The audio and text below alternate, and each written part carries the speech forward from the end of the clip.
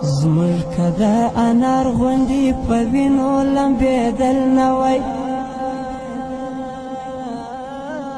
زموږ که د انار غوندې په وینو لمبېدل نه وای، دا که جهاد نه وای که د وینو تویېدل نه وای، چېرته که د خدای پر دین ټوټه ټوټه کېدل نه وای، دا که جهاد نه وای که د وینو تویېدل نه وای، چېرته که د خدای پر دین ټوټه ټوټه کېدل نه وای، نه به مدرسه نه خانقاه نه مسجدونه وای، دلته که نازک بدن په اور کبابېدل نه وای، دلته که نازک بدن په اور کبابېدل نه وای، دا که جهاد نه وای که د وینو تویېدل نه وای، چېرته که د خدای پر دین ټوټه ټوټه کېدل نه وای، چېرته که د خدای پر دین ټوټه ټوټه کېدل نه وای، خدای مکړه سجدې به مو بتانو ته کولې نن، موږ به هم ژوندی لوڼې په ګور کې ښخولې نن، خدای مکړه سجدې به مو بتانو ته کولې نن، موږ به هم ژوندی لوڼې په ګور کې ښخولې نن،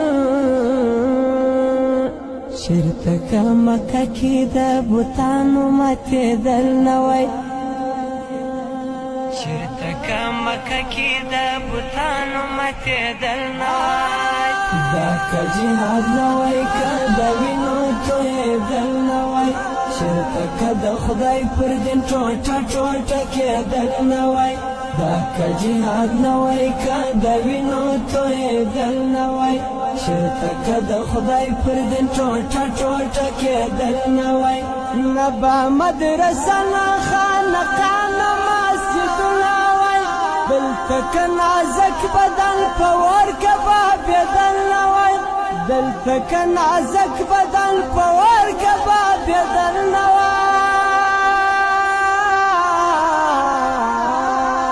دا که جهاد نه وای که د وینو تویېدل نه وای، چېرته که د خدای پر دین ټوټه ټوټه کېدل نه وای، چېرته که د خدای پر دین ټوټه ټوټه کېدل نه وای، نن به په محراب او په منبر کې هېڅ اثر نه وای، نه راکه خبره د ملا محمد عمر نه وای، نن به په محراب او په منبر